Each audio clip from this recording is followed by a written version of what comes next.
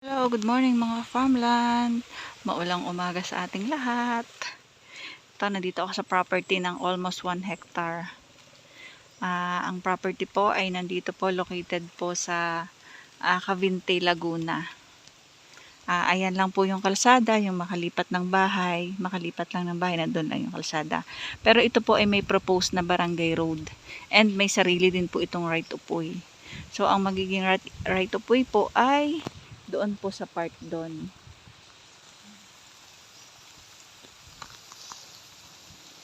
Ay, nako, napatsyempohan naman mga farmland. Pagpunta ko dito is maulan. O, ayan po. Magandang property, flat and slope. Overlooking ito pag nahawan. At nakakatuwa, napakadami niyang tanim. Madami po siyang mahogany na yung iba pwede na pong i-develop, i-harvest. Sorry. At yung property ay hanggang doon. Then may bulb wire po dito. Yung pagpunta po sa banda doon, yun po is medyo patag po doon. So ayan nga po, may kasama na po pati siyang bahay. Pasensya na mga ka-farmland kasi maulan ngayon. Masama ang panahon. Siyempre naman yung pagpunta ko dito na biglang umambon. So ang Kabinti po ay kabila lang ng aming bayan, ng barangay San Antonio. So expected po malamig po ang klima dito. So malamig ang hangin at hindi po, kung makikita nyo sa dami ng puno, presko talaga. So may mga buko na pwede nyo pong pakinabangan.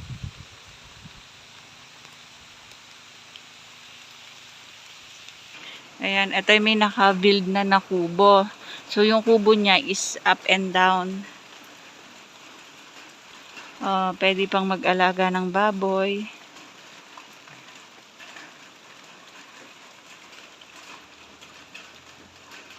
Yan, merong terrace yung kubo nila.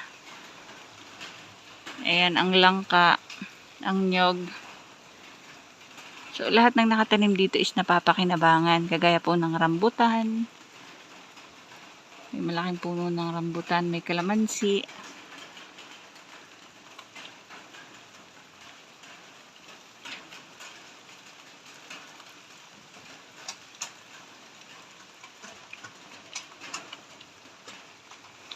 Ito po ay almost 2 kilometers po ang layo from main highway ng Cavite.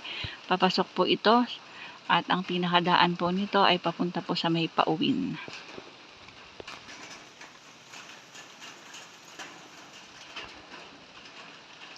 Ito mga farmland ay may signal ang cellphone, may signal ang data, may linya ng kuryente.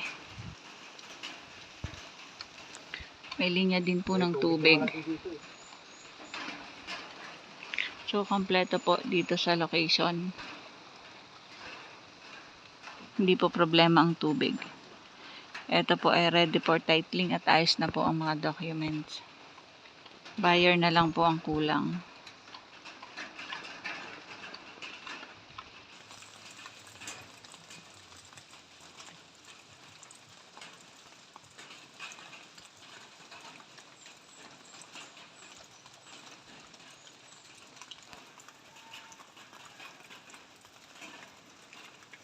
Ito po ay may sarili din pong right of way bukod pa po dun sa magiging barangay road sa gilid.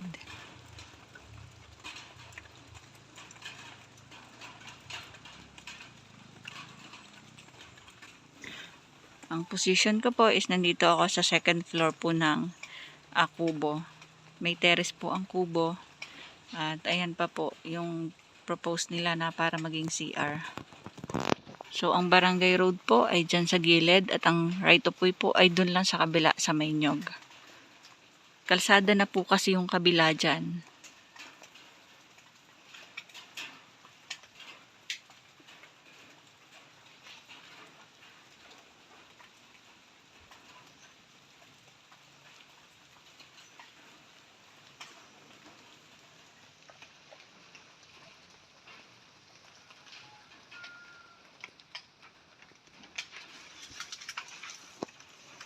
Ito po yung ginagawa nilang kubo.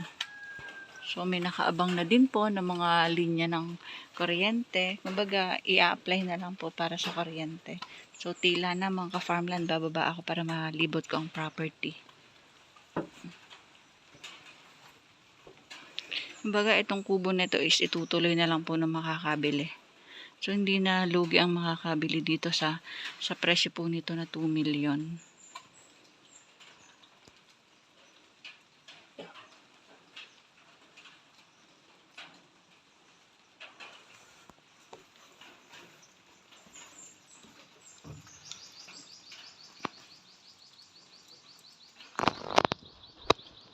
Bahagya lang yung kanyang pagka-slope.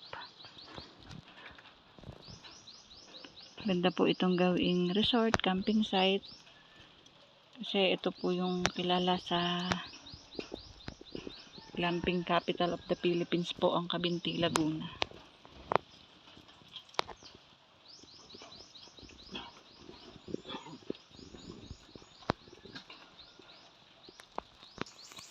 Baba ako, iikutin ko ang kabuuan ng property.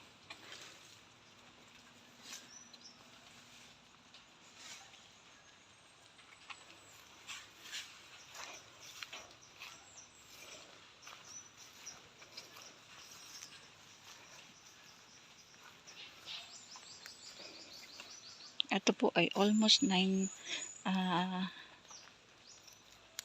hectare. Kasi po, ikakat po yung mga bahay na nasa harapan.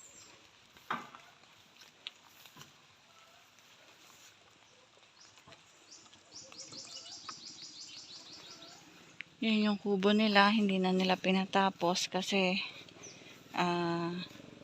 bebenta na nila.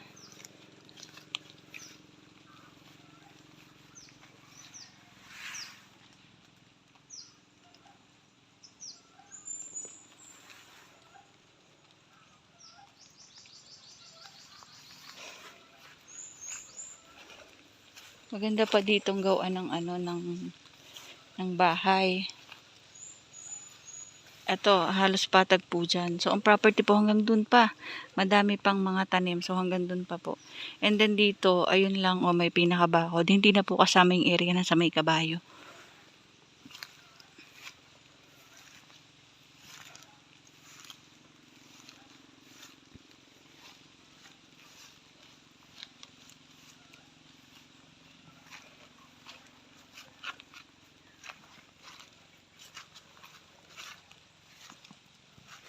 Ayan may patag po dito, halos patag po dito.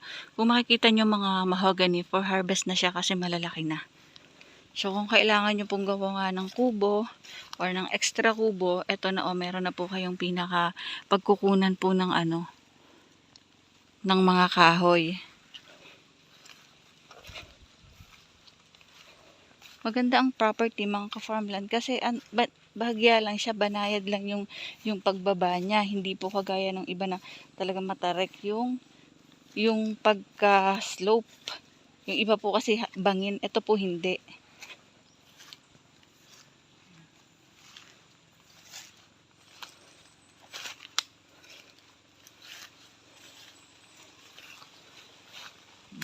Yung po, yung may mga bunga hanggang doon lang po yung property sa papunta dito. At yung gagawin po na right of way is doon. Ito kasama pa to sa property. May saging, langka. Pero ang mahogany po nito more or less po nasa 400 puno.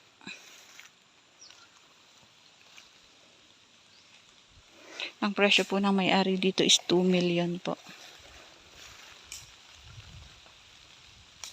Yan, meron din silang jackfruit or balimbing. Tsaka meron silang anahaw. So, pag gusto nyo pong ibubong sa kubo nyo is anahaw, meron din pagkukunan.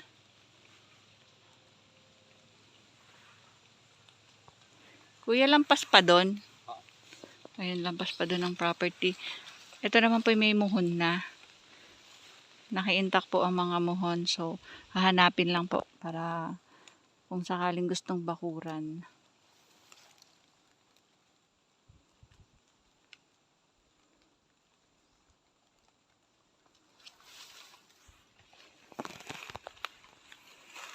Bagong sukat lang po ito.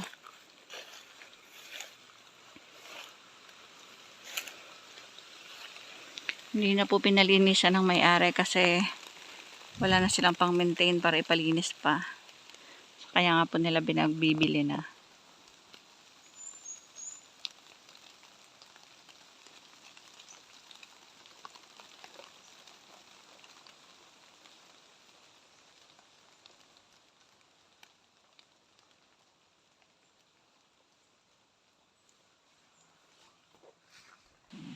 Kahoy na to. Ayun, overlooking ang bundok.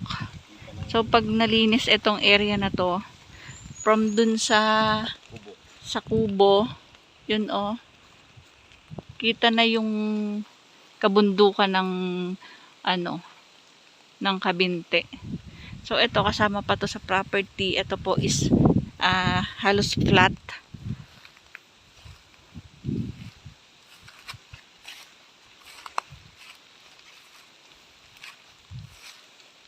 Ayan hindi po siya bangin, banayad na madayad lang. So, masasabi kong maganda talaga tong property kahit lang po sabihin na ito'y tax declaration. And talagang mapapakinabangan po yung mga tanim niya. Although kukunti lang yung pinaka fruit tree, so pwede pa namang magtanim pag tinanggal yung ibang mga softwoods na hindi naman po pwedeng pakinabangan. Tara, punta tayo sa may possible na gawing right of way at barangay road. Lakatan, saging na lakatan. Hindi na nalilinisan nila kuya kasi bihira na silang umakyat dito. Punta kami sa part ng gagawing right of way.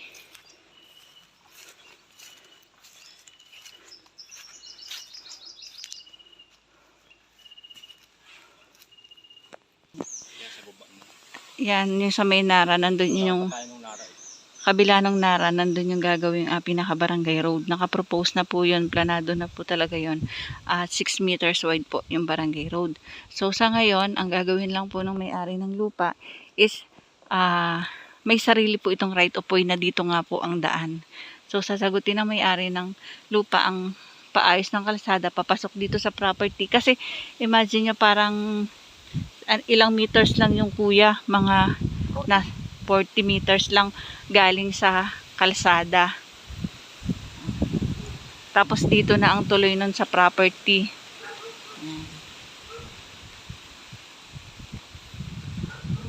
Binigay na nila seller ang presyo ng 2 million. Magnenet na po sana sila doon kasi para lang po mabili na. So wala na pong patong-patong or wala na pong top up doon ang ahente. So yun lang po yung pinaka presyo niya. Kaya kung sakali po natatawad kayo, try makipag-usap po sa may-ari ng lupa kung pagbibigyan po tayo para sa discount.